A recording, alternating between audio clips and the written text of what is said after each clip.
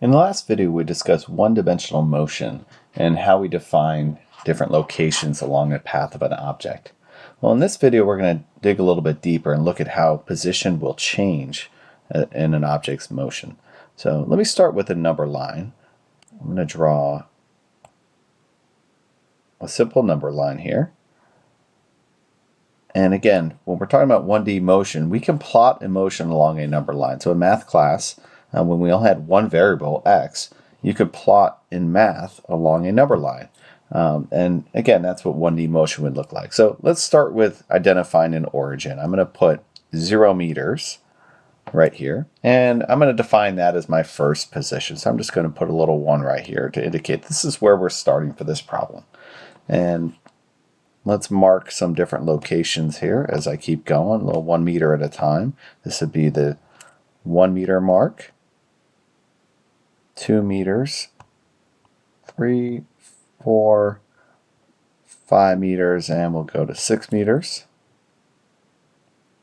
Now, if I'm moving to the right, those would all be positive values. So again, we're talking about 1D motion. It's important to understand what the positive direction is and what the negative direction is. Often in a problem, we'll actually define the positive direction in this way. We will put an arrow with a plus sign to indicate which way is the positive direction, which means if I go left of the origin, I'm actually dealing with negative positions. Again, negative positions are just positions left of our reference. So if my object starts here at position 1, and let's say that object moves 3 meters to the right. So now this object is located right here at position 2.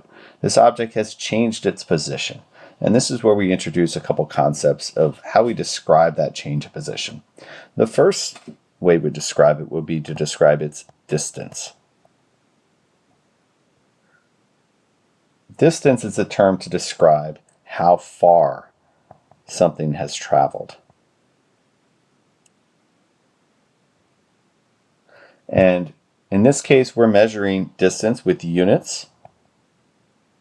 The units we are using here are meters, but there are all kinds of different distance units. In metric, we can have centimeters, we can have kilometers. If we go to the imperial system, you might have feet, you might have inches, you might have miles. Right? These are all units that we use to measure distance. The best way to think of distance would be your car's odometer. Right? So how far your car has driven? Well, we can look at its trip meter, also called the odometer, which tells you how many total miles you've been driven. The important thing about this is that distance is what we call a scalar quantity. A scalar quantity is simply a number or a quantity that does not have a direction. Right? It simply tells you how much. So a person's weight, if I weighed 150 pounds, that is a scalar quantity. I don't weigh 150 pounds to the north or to the south. It's just a number. And distance is a scalar quantity. Right? So when we talk about how much, there's another term for that. We call that magnitude. Just a fancy word to say the size or the number.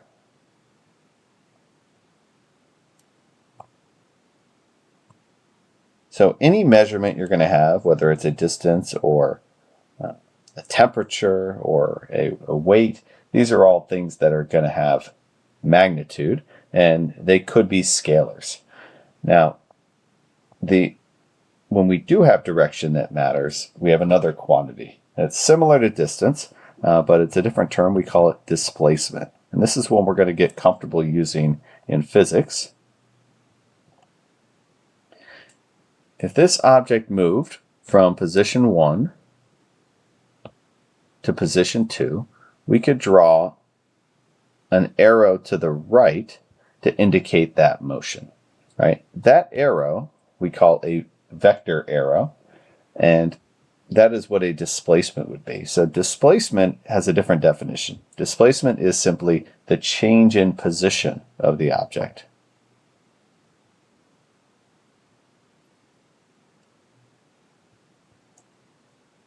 If an object's position has changed, they have been displaced. And just like distance, it has the same units. It is also measured in meters in this case, but it could be centimeters, kilometers, feet, miles, inches. All right, these are all units to describe displacement. But what's different about displacement now is we're dealing with a vector quantity.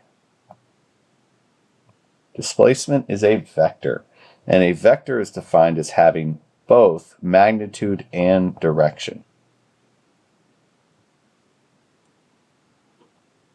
The direction is the important thing. So displacement is a vector quantity, and there's some other vector quantities we're going to learn about. We're going to learn how to deal with vectors a lot in this class, but this is our first introduction to a vector. And a vector can be represented visually as an arrow, right? Because that arrow can now show you the direction, and the length of that arrow is what we would call the magnitude. So in this case, this is a 3-meter long arrow to indicate that the distance from position 1 to position 2, if I go from 1 to 2, I've gone a distance of 3 meters. Now, my displacement from 1 to 2, I would write as 3 meters to the right. Another way to write that would be positive 3 meters. Again, using positive now as my direction. So in this case, the distance and displacement are similar, but we're going to indicate that this to the right now makes it a vector quantity. So let's take another step. Let's keep adding to this here. So I'm going to take another step forward.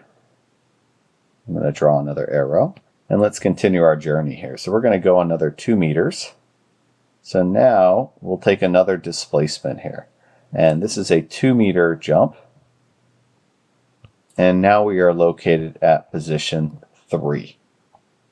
And so we can look at the distance from 1 all the way to 3 is simply the total distance traveled, right? So now we're looking at 5 total meters of distance.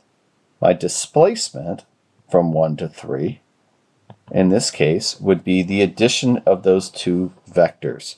It would be the positive 3 meters plus the positive 2 meters, which gives you positive 5 meters of total displacement.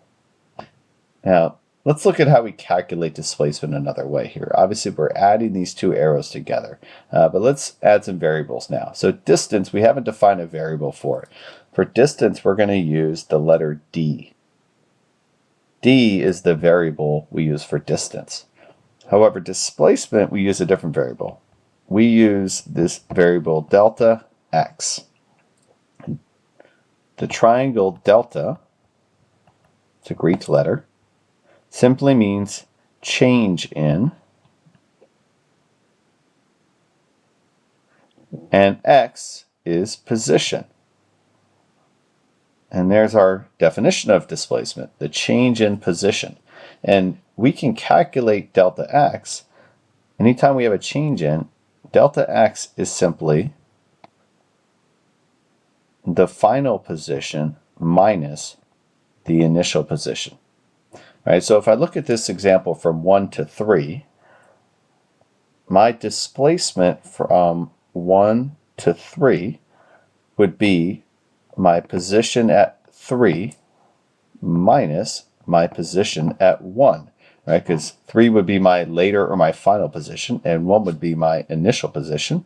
And my position at 3 is the positive 5 meter mark, and I'm subtracting my position at 1, which is my origin, and so my total displacement is, just as we saw, 5 meters. Right, so this is how we can calculate displacement with that equation for delta x. Let's make one more maneuver here, and I'm going to cycle all the way back. We're going to take a nice big displacement here. We're going to backtrack. So I'm going to take a shape here, and we are going to instead turn all the way around, and we're going to move way back over here. And so our final position now we'll call that location 4. And this object has followed a path now. If I want to go with a dotted line, we've started at 1, we've moved to the right, all the way to 5, and then we've circled all the way back, past the origin, all the way to the end, right? So let's call this my initial position, and now let's call this my final position. We're going to evaluate from 1 to 4, and let's look at the distance. Well, distance is the total path traveled, right? And now this total distance back would be, that's a vector, I believe, of 7 meters west. And so my total distance would be my 3 meters plus the additional 2 meters plus another 7 meters all the way back. And so I have a total of 12 meters of total distance. That is the distance traveled for this problem. Forget my pen. Acting a little bit funny. But what does that mean for displacement? Well, my displacement from 1 to 4, this would be my total displacement, which would be x final minus x initial, which in this case, x final is my position at 4 minus my position at 1. And if I plug in my position at 4 is now left, I'm at position of -2, and I started at 0. And so now I have a displacement left of 2 meters. Right? So my total displacement now, when I add all these vectors up, is -2. And again, I can get there by adding them all up as well. If I go +3, +2, -7, that should get me the same answer here. So multiple ways to find that displacement here. But what I really want to understand is that displacement doesn't care about the path. Right? So a typical way you might look at a problem like this, if I start here and I finish here, my path might actually be this zigzag path all the way to the final, right? And this would account for my total distance if I had an odometer in my car, my total mileage. Displacement only cares about the path from start to finish. This arrow would represent my total displacement.